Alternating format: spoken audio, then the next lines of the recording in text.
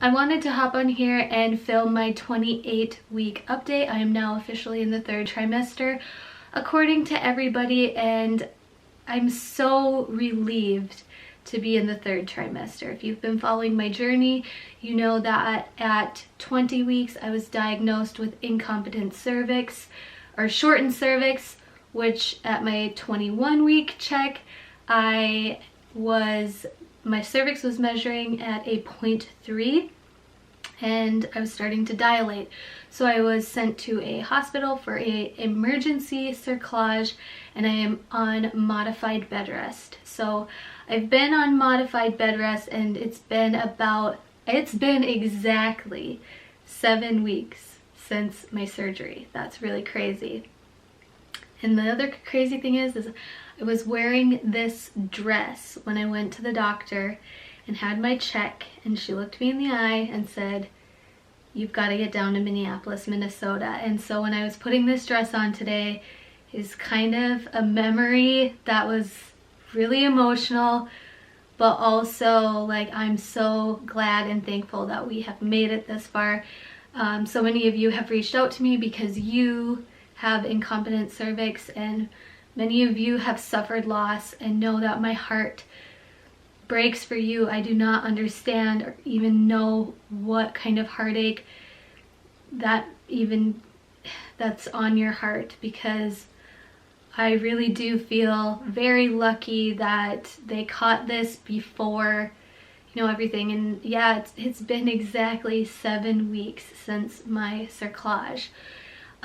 This week was my last week for a cervix check. My surgeon and my doctor do not want to do transvaginal ultrasounds, so we've been doing transabdominal with my cervix checks. Transvaginal is more accurate, but they said no, not doing anything like that. And baby boy's head is very much in my pelvis, right on top of my cerclage. And you know, when I go in there, they have to put my feet higher than my head.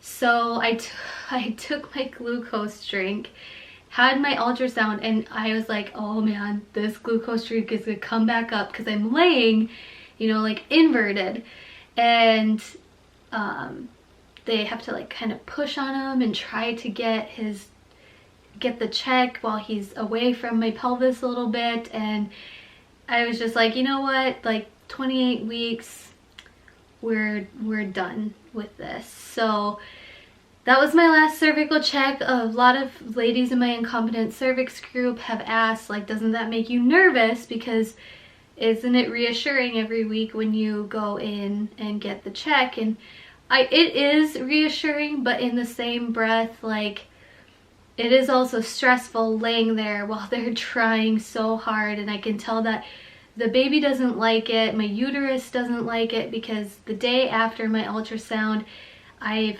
feel a little bit more crampy, and I can just tell that things might be a little bit irritated. So at this point, I just want to leave him alone. And kind of what the rest of my pregnancy looks like right now is still modified bed rest. And then I do appointments as a normal pregnant woman would. So at this point, it's every 2 weeks. So I still will go in weekly for my progesterone shots, but I'll see my doctor every 2 weeks and then every 1 week. And then either on August 25th or September 1st, my cerclage will be removed. And once my cerclage is removed, it's a baby waiting game like everybody else. So that's really exciting. I'm really hopeful. You know, when I think of I'm 28 weeks and I could get my cerclage out at 35, it really gives, and I'm even a couple days into my 28th week, so it gives me, it's starting to feel like a short-term goal. Whereas like when I was 21 weeks and thinking about 35 or 36, it seems so far away, and it is far away. I've got a couple months, and I hope that he goes full term and we don't need time in the NICU, but that's kind of my incompetent cervix update. And getting into just my typical pregnancy update for weight gain, I have gained 14 pounds total my whole pregnancy. So from last week to this week, I gained a pound, but throughout the whole pregnancy so far, I have gained 14 pounds, which I've got the hiccups. I always have the hiccups when I'm filming these. I think is a very good weight for me. I do feel like I'm doing a good job managing my weight while on bed rest because I'm not working out. I'm eating smaller meals. I'm still eating my typical breakfast, lunch, and then dinners are kind of, you know, not so healthy all the time. But my cravings, which, oh my gosh, they're so weird.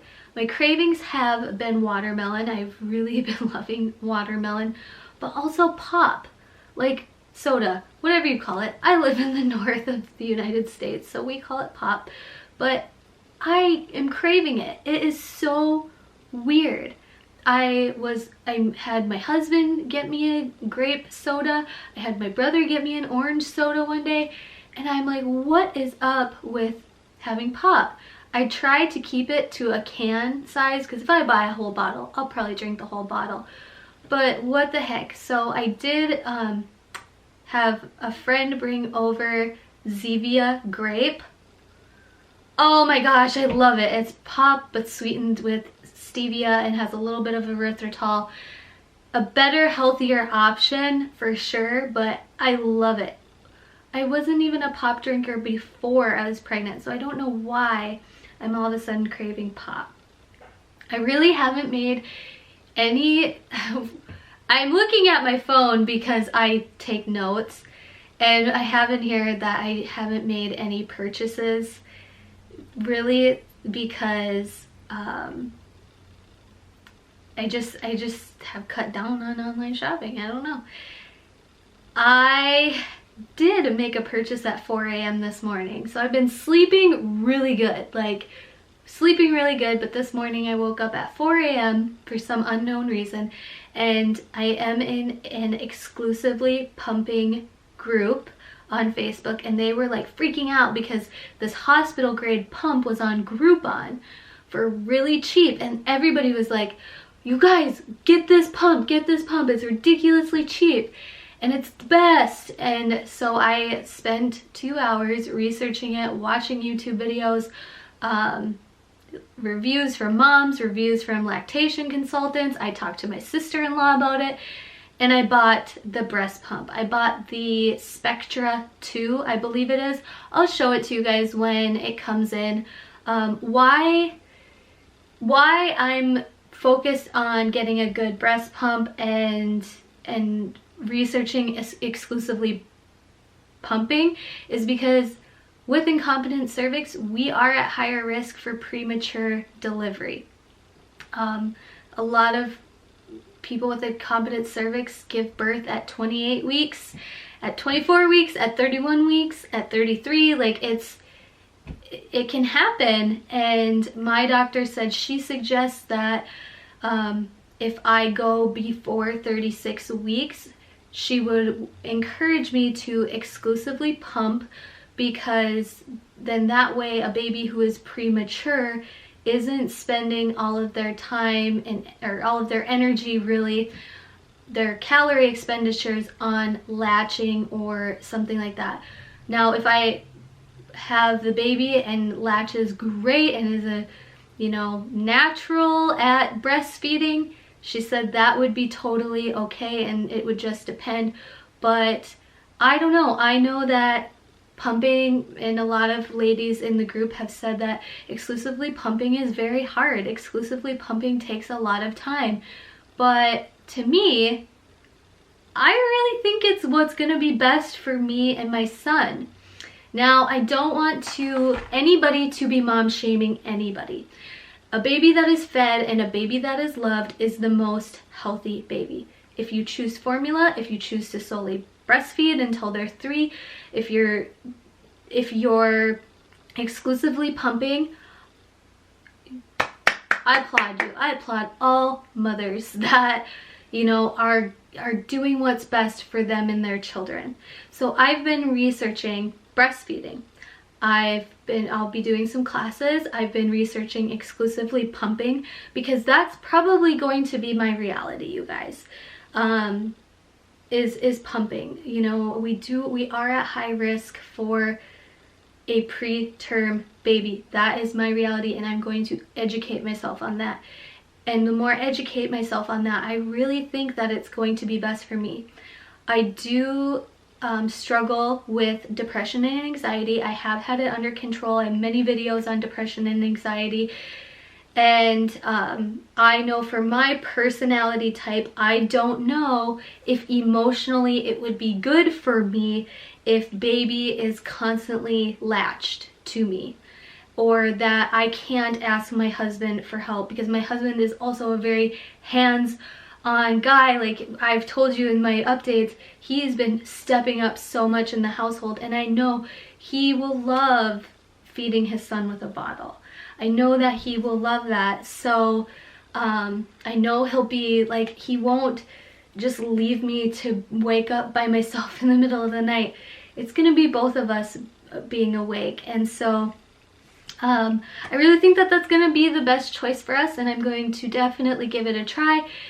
And you know what, if we end up, I've been researching everything, like exclusively pumping while supplementing with formula. I've been researching also, like, if all of that doesn't work, what is the best formula out there that we will be going to? Like, I've been researching all of the options. And so if you guys have any resources or advice on pumping exclusively, I'm open to them, but I'm not open to judgment and mom bashing. So if I see that in the comments, you will be blocked. Not like even bashing me, because you can't hurt my feelings. I mean, check out my intermittent fasting videos. There are people on there on the daily trying to hurt my feelings, but like, I love my subscribers, and I will stand by you women that are doing your absolute best with the education that you have and the situation that is yours. So I haven't made any purchases, but that's a lie. I made a breast pump purchase, and I'll be meeting with a lactation consultant to kind of talk about the pieces and how to do that as well, just so then I'm prepared if that does happen. With the last 2 weeks, so it was the 4th of July this last weekend, so 27 to now being 28 weeks and a few days. It was 4th of July weekend, and the town that I live in is crazy. They shoot off fireworks all the time. I could sleep right through them because I was so exhausted and tired. There was a couple days I took 4 naps in one day. 4 naps in one day. I wake up and I feel tired. I have to have a little bit of coffee to get me going and to start work and get a little bit done. And then I'm tired. I'm like, you know, I said in the second trimester, the hardest thing about bed rest is I still feel good, but I, you know, have to be still.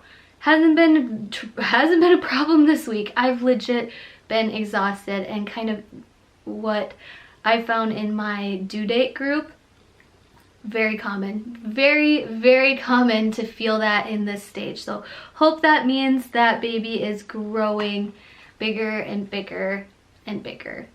And then lastly, for my update, I have that I'm starting to get a little bit uncomfortable. There's times where kind of my mid spine, my back hurts a little bit. So if that continues, I might ask my doctor if it's okay if I have an outing to the chiropractor or massage or something like that. But I'm starting to just feel a little bit more uncomfortable. I'm starting to feel like my skin really stretching because my belly's getting bigger, and my boobs, I have on here that my boobs are definitely getting bigger, and I talked about this in my second trimester must-haves, but in the last like week I haven't been good about putting on my shea butter because I've been so exhausted and tired and just been in pajamas and not even showering. You guys, I'm on bed rest, it's real. Not even showering, and my boobs have gotten bigger. I can tell that my boobs are getting stretch marks. I do have breast implants, so my boobs started off bigger to begin with and they're only going to get bigger, but I've been really trying to do the shea butter 2-3 times a day in the last 3 days, and it's been working really, really, really good. I highly recommend you guys get some shea butter. I might just be prone to stretch marks and have no control over them happening at this point, and like I've said in many of my videos, that superficial pregnancy feeling of like, oh, I don't want stretch marks, oh, I don't want my body to change, goes out the window, because you're like, all I want is my baby to be here. All I want is to hear him cry and to see his little face. And we don't have a name yet. That's a question a lot of you guys ask. We don't have a name. We probably will not pick a name until after he is born, because we don't have a name. We like a name for a little bit and then we're like, meh, let's keep adding to the list. And yeah, no name yet. So I'm gonna go ahead and show you guys my belly. I know this video is getting long. I hope you guys like the new quality of my Canon G7X. This dress is from Pink Blush Maternity. So I obviously can't show you my bare belly right now because I have a dress on, but this is my belly, definitely getting bigger. And I feel like there is a basketball in my stomach. I do love Pink Blush Maternity for their dresses. I will say that I ordered their dresses. They're pretty true to size. I wear a small, typically not maternity, so I've been ordering small dresses and those have been fitting good, but I did order some jeans and some shorts from Pink Blush, and I ordered a small and they were itty bitty. Like, what? I don't even have friends with hips that small. And I just out of curiosity, I was like, hey, can I exchange these for the larges? Thinking the larges would be way too big and would fit me at the way end of my pregnancy. But they were still snug too. So I don't know. What's up, Pink Blush, with your bottom sizes? Because, I mean, I work out. Well, I don't work out now because I'm on bed rest. But before pregnancy, I lifted and I did legs. But my booty isn't that big. So thank you guys so much for watching. This was a longer video. I had a lot to talk about. I would love to hear some of your suggestions, your thoughts in the comments below. Don't forget to subscribe, because until this little boy is born, we will be doing pregnancy updates, pregnancy related videos. And then when he's born and I'm able to work out, we're going post baby body cray cray, okay? Like, I've got workout videos planned for you guys. I've got vlogs, full day of eatings planned for you. And especially now that I've got this new Canon G7X, I'm really excited to play around with the new settings. But when I'm sitting in bed all day, it's kind of hard to vlog or film, and that would be really boring. So thanks guys for watching, and I'll see you in my next video.